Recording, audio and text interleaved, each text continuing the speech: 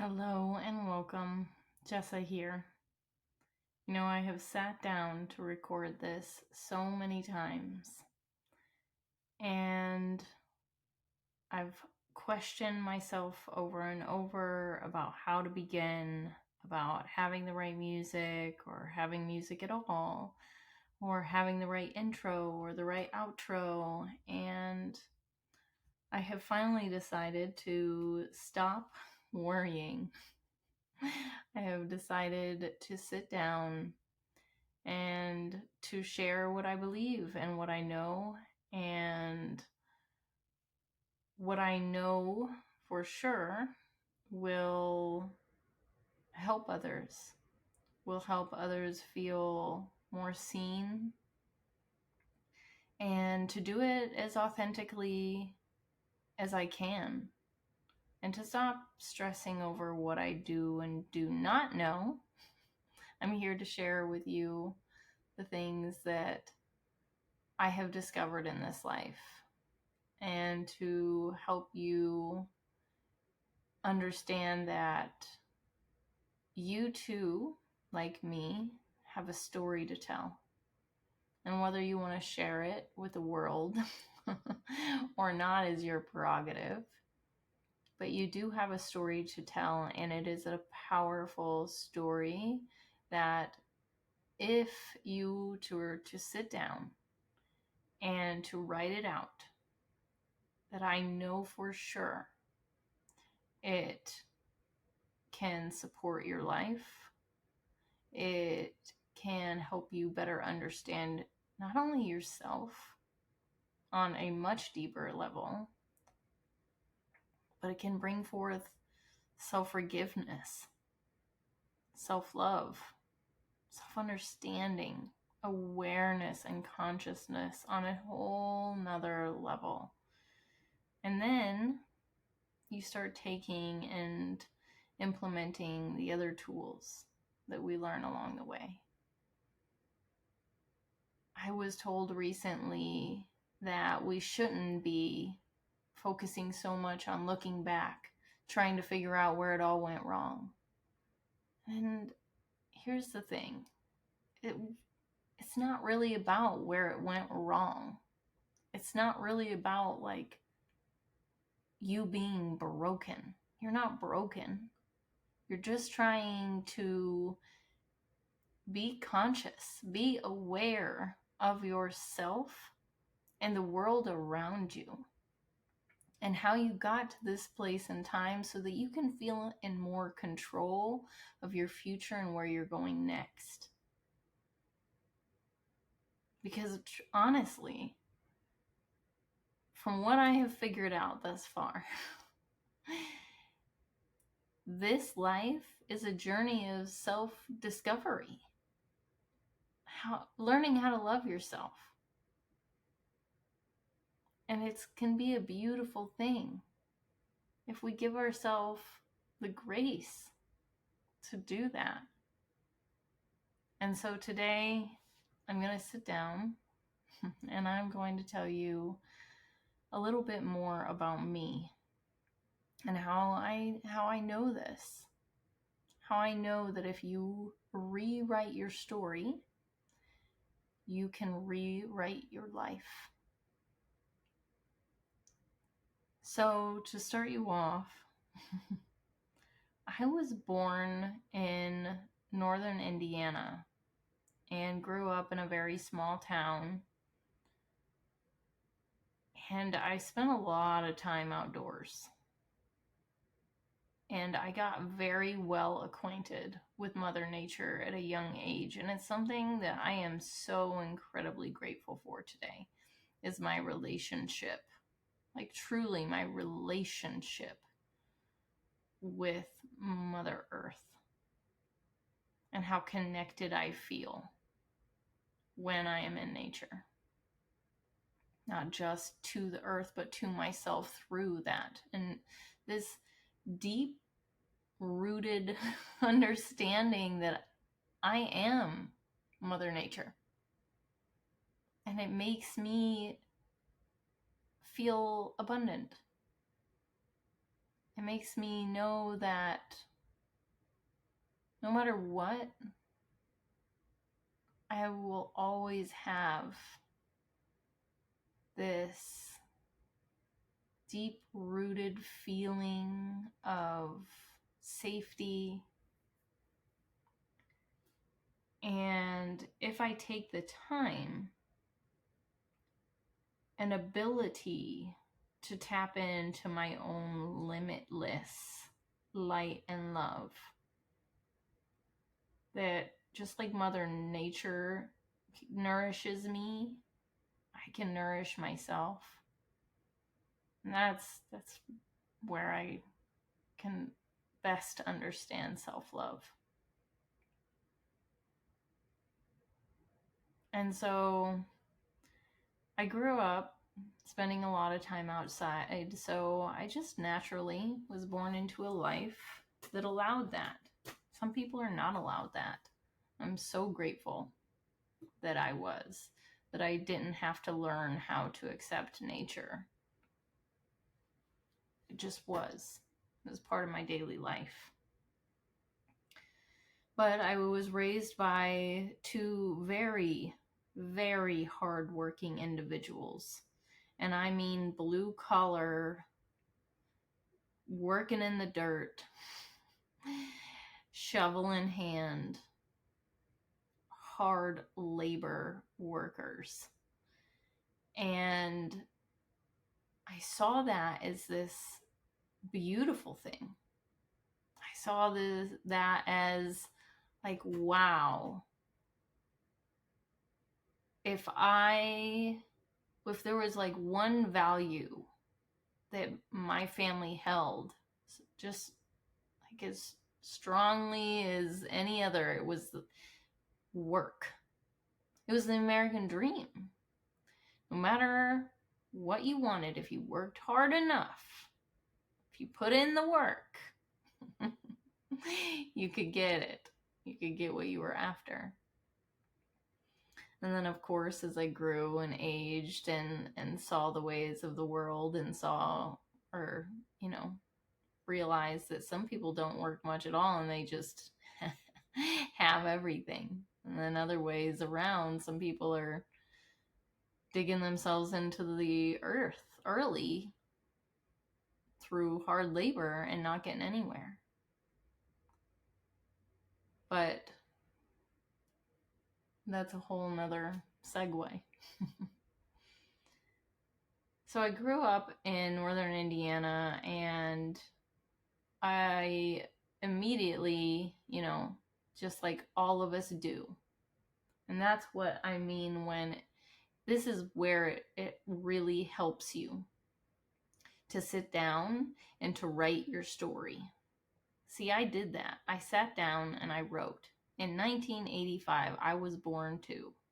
And I began to write my story. And as I did that, I unfolded so much that I had not taken the time to realize before. And I have a master's degree. I've taken psychology classes. I've taken Myers-Briggs and all these personality tests, I sat down, I wrote, I have my master's degree in creative writing. I've been writing forever, but to sit down and write my story,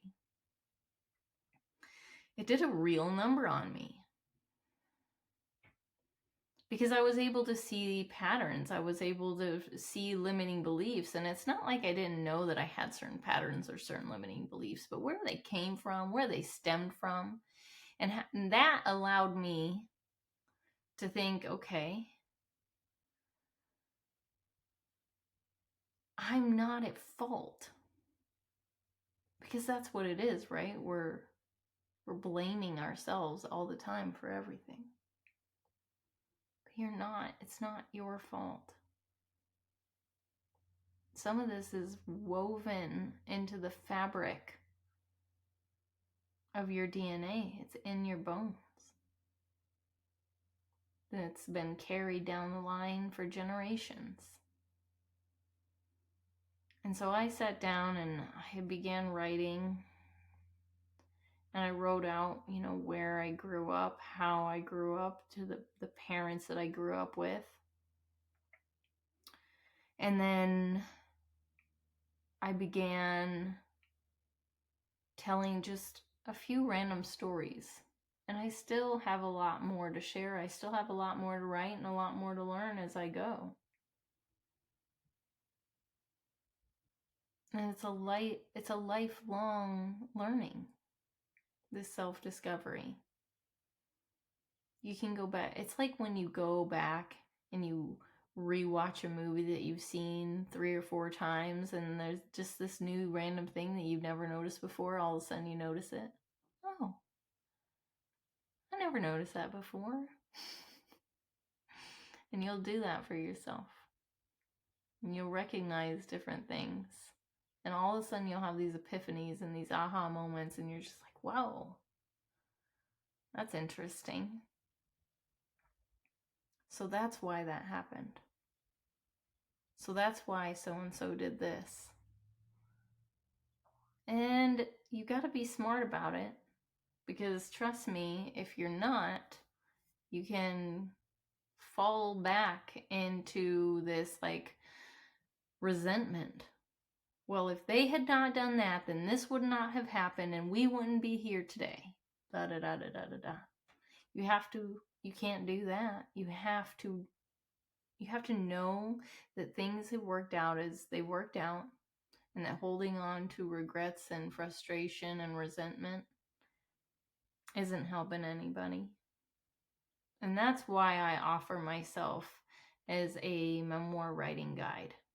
Because as you go through this, I wish I had some hand holding.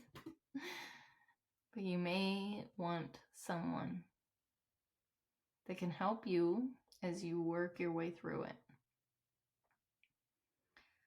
So I went from growing up,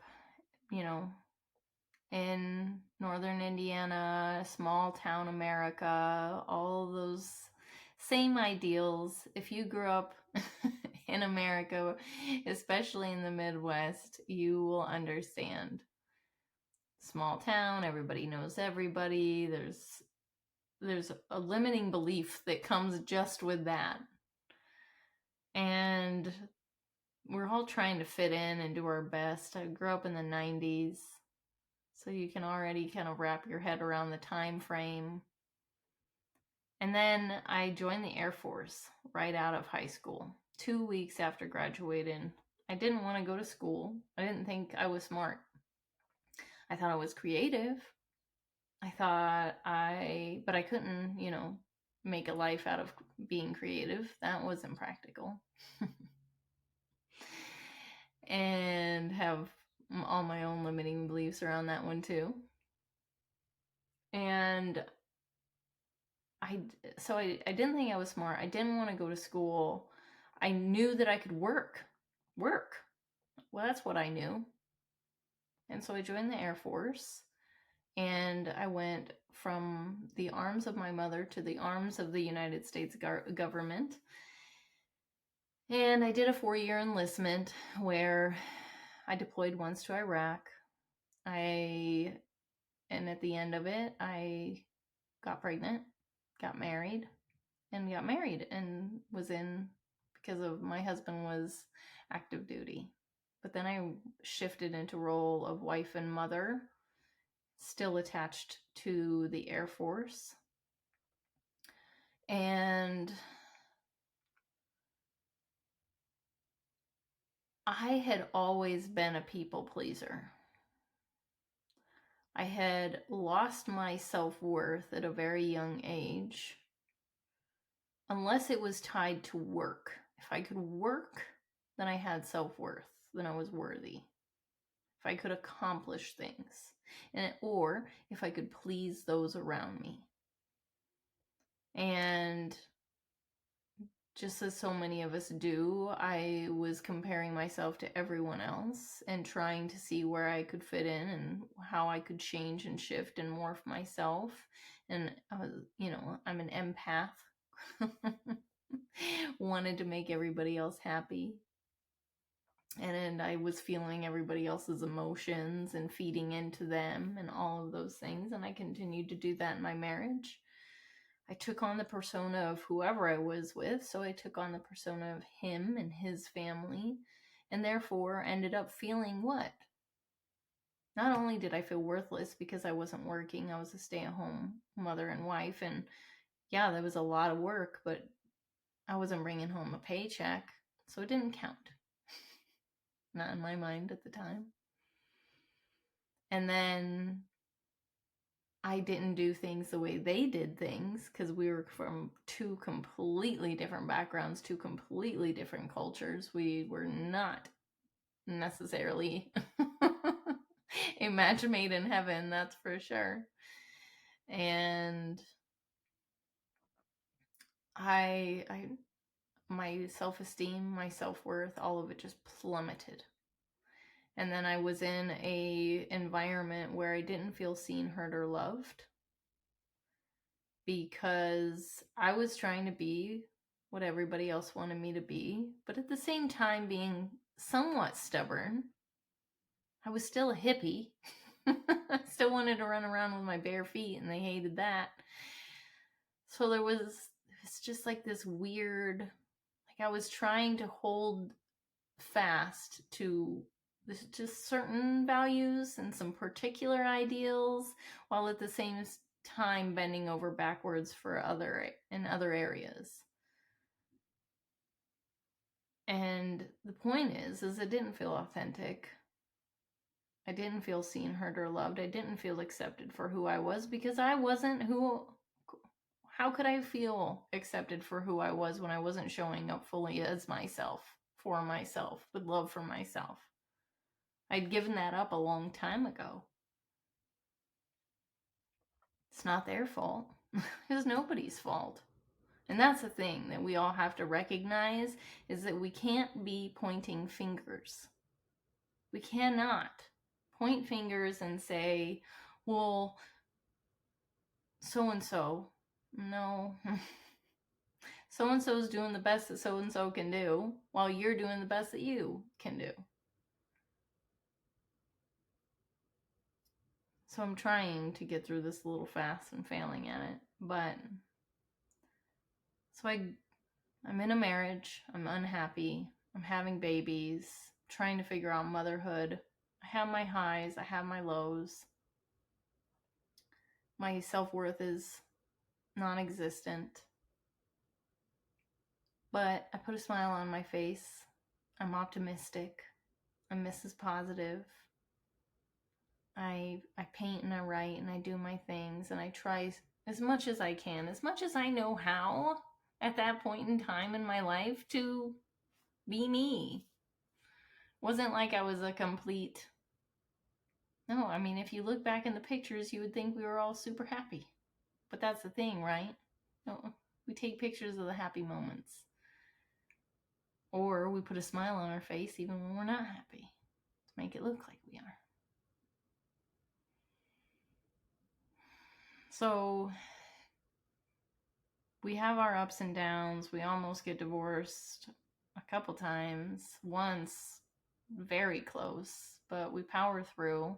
And what do? We have another baby. And I'm so glad we did, because she is a miracle. She is sunshine. And I know that everything worked out as it worked out, because that's how it was meant to work out. But now we are where we are today. We're divorced. We split up in 2018. He left to go on a deployment for a year.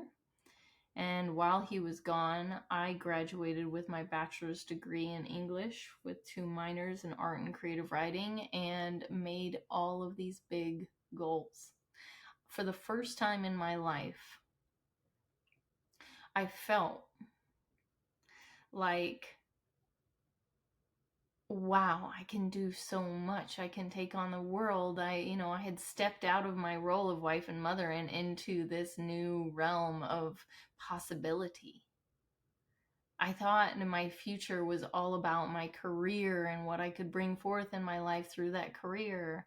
And I was going to be a writer and I was going to do all these amazing things. And I got this opportunity to go to Scotland and get my master's degree in a 1-year program in Scotland, where my ancestors were from. And there was just, trust me, I was filled to the brim with like excitement and anticipation,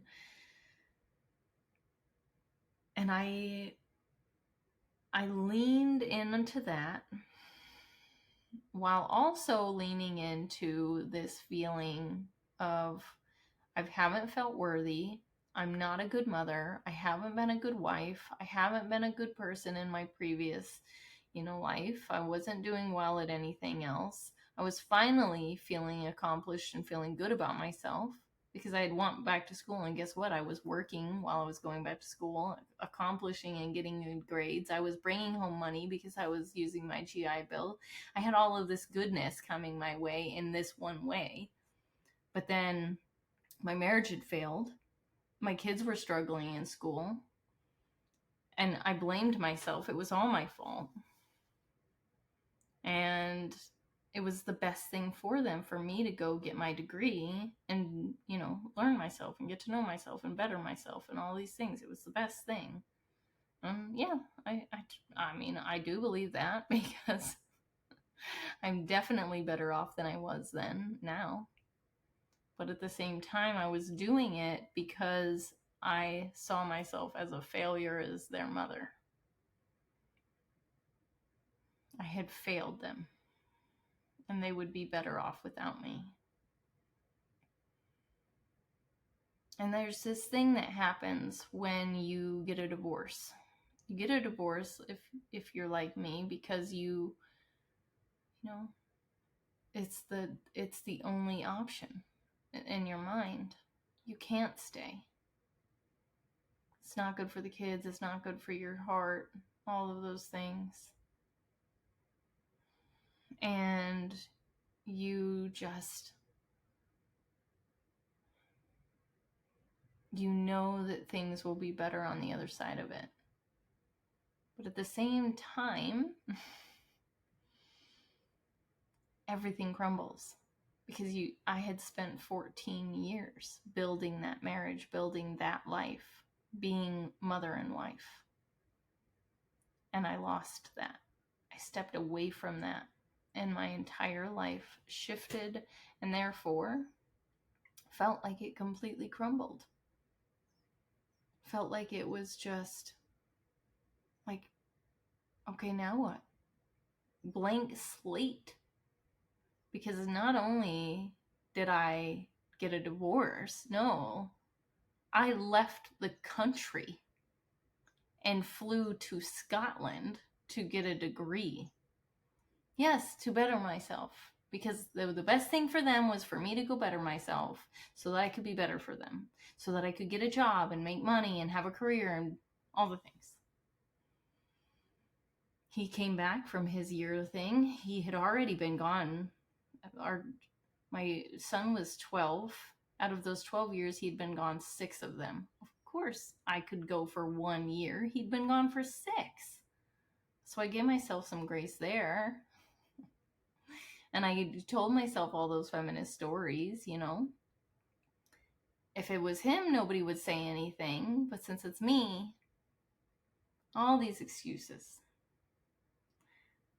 played, and I was fine. I was going to go over there, and it was going to be fine. It was going to be the best thing.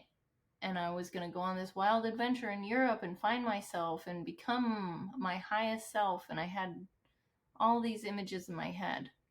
And then I get over there and I walk in to an empty flat with 2 giant luggages full of what was now the only thing I had for myself,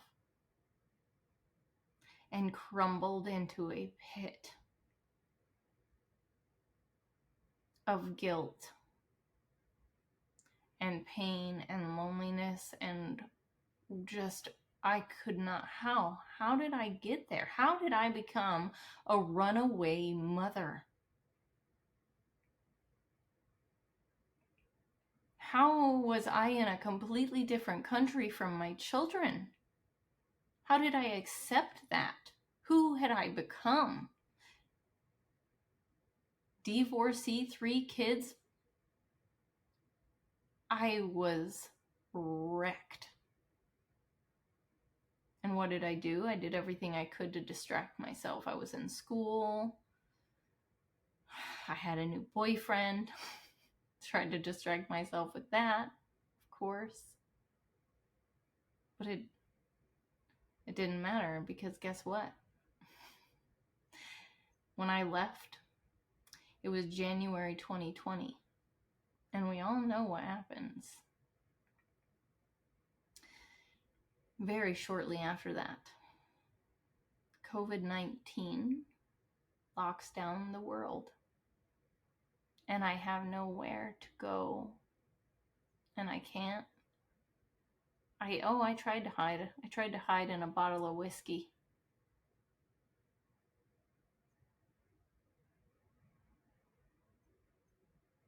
And I wrote my memoir. And yeah, I learned a lot about myself. A lot about myself. About my past. Better understanding of where my limiting beliefs came from, how they were formed. And it helped. It did. Clarified so much. But it didn't help. The pain that I was feeling, and the guilt and the shame. And there at the end, I ended up renting a car about for 3-4 days every single week as a way to escape, because I was only having online classes once a week, and so I could not bear being inside my studio apartment. Couldn't stand it.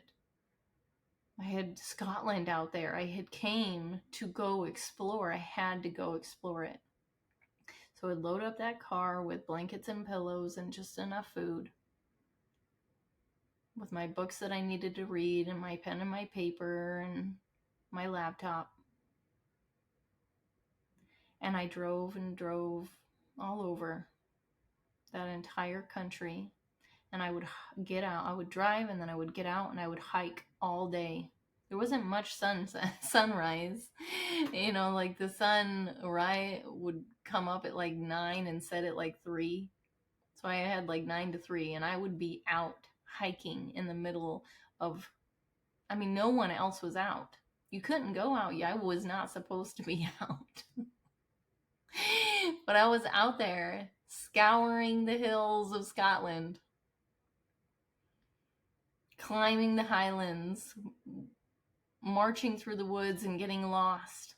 And I had nothing. I couldn't use my phone because I didn't want it to die. I only had so much battery. And I was already taking pictures as much as I could, and voice recording some poetry as I walked. But besides that, it was nature. Wind, birds, the rustling of animals, the grass, of the leaves. Silence. Me and silence and nature. In a foreign country, alone. And I did that week after week. I could barely go into a grocery store, let alone a restaurant. So I had just enough food, and I would have it delivered. I would pack all my food. So I was alone. Alone. Alone with my thoughts. And there were days where I was out there and I would scream into the sky and cry and crumble, and then get back up and keep marching. I was fit.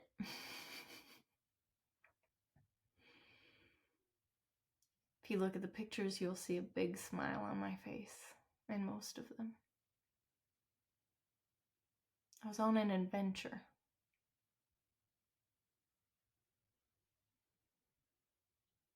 But everything that was happening inside of me, everything that was clicking and clacking, rattling around, looping, swirling. I was figuring it out. This small little girl from northern Indiana that grew up outdoors, she knew how to make her way outdoors. She was going to be fine out there, no worries. No fear, zero fear.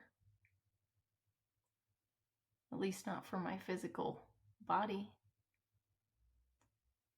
But fear for what was going to come next.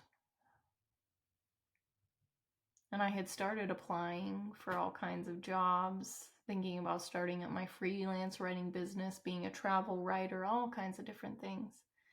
How am I going to make this work? How am I going to do this? What am I going to do? What am I going to do? What am I going to do? And I had to figure it out. Because the year was coming to a close.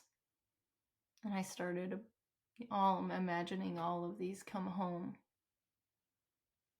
He had got stationed in Georgia. And he had had my children for a year.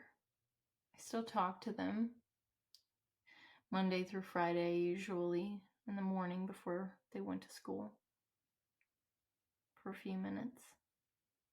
Saw their little faces on FaceTime, but I had not held them in almost an entire year.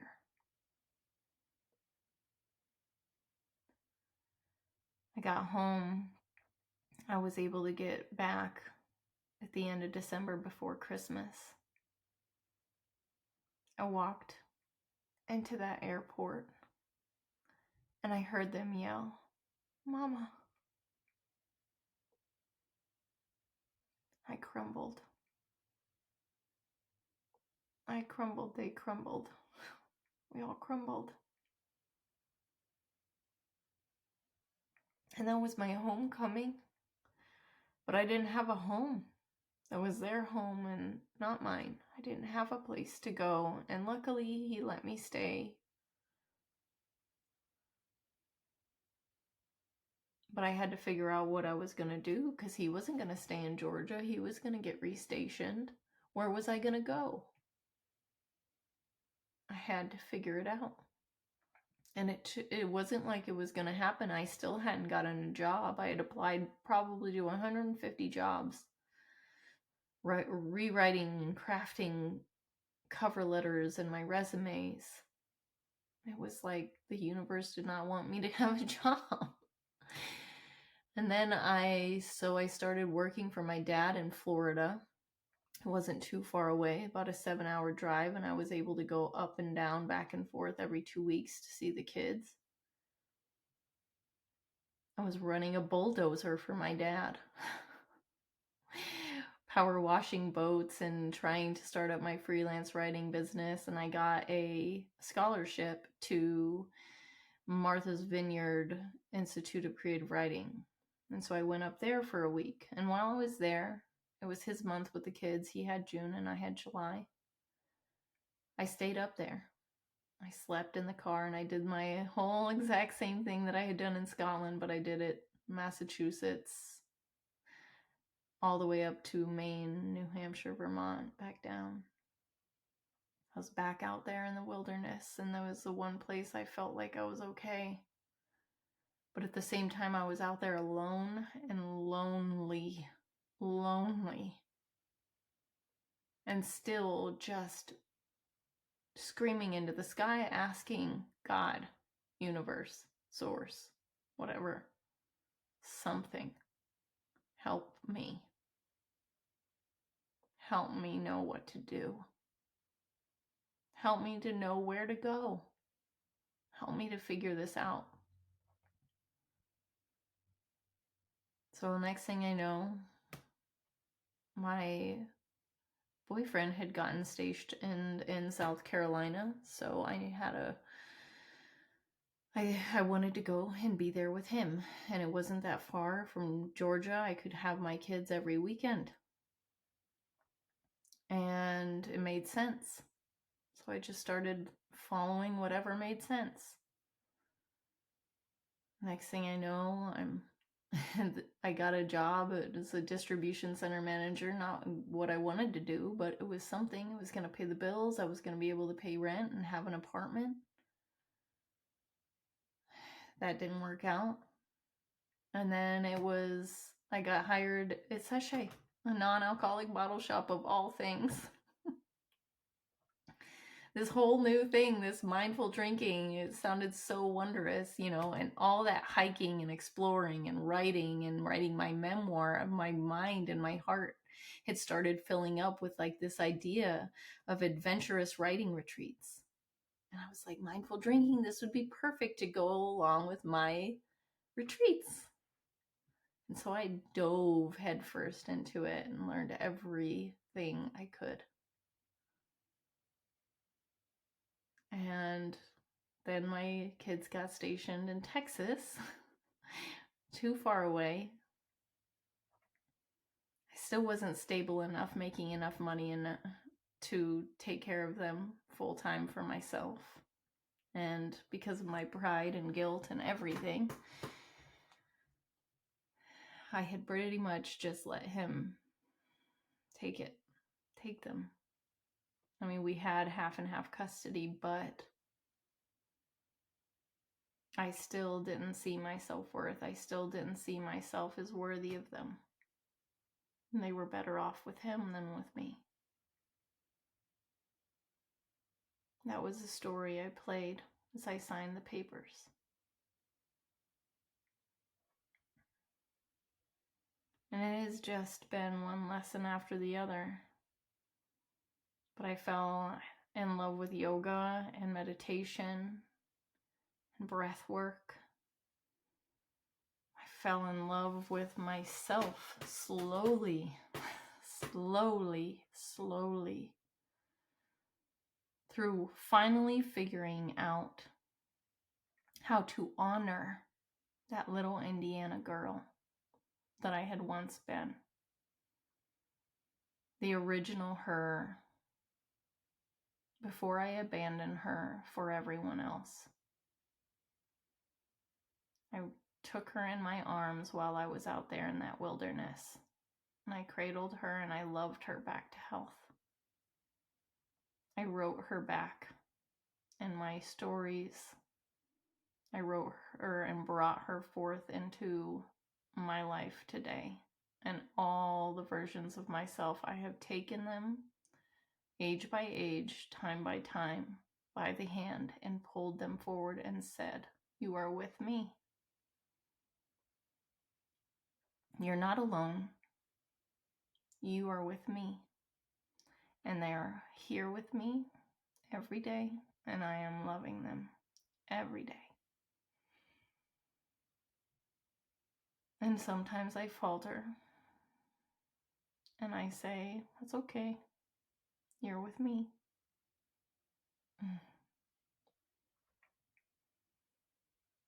But as I have gone forward in my life, I have pushed to learn and to grow all the time, to be the best mother, friend, woman, daughter, sister that I can be.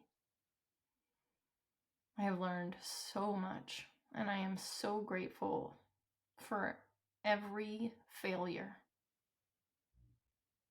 in getting to this point where I am today. And I can finally say that I'm proud. I can finally say I was born worthy and believe it. I can finally, I no longer, at one point in time, I looked in the mirror and I could not bear to even look at myself. And now I stare myself straight in the eye. I love you, I say. And I mean it. And it takes work. And it takes consistent effort every day. But now I'm with my kids and they see that. And they know that for themselves. And they know Mama didn't abandon them.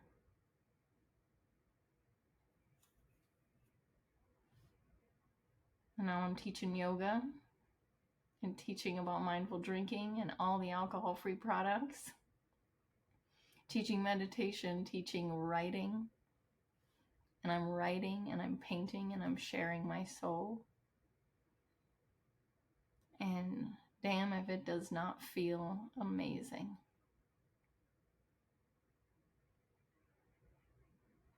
So, what do you expect from me in this podcast? A few more stories like this, because I believe in the power of the human story. I want to teach you how to write your story. I want you to come with me and heal and integrate and grow and experience self-love. And if you're up for it, go on a few nature adventures all at the same time. I want to teach you everything that I have learned along the way, because it's a lot. And I think you need to hear it. And I hope that I'm the right person, the right voice to have. And I want you to know that by me, you are seen, you are heard, and you are loved. The light and love in me that I know is there, because I have felt it, I live with it, I hold it, I nurture it, that love that is here in my chest and in my body. That same light and love is within you, glowing. And I honor it.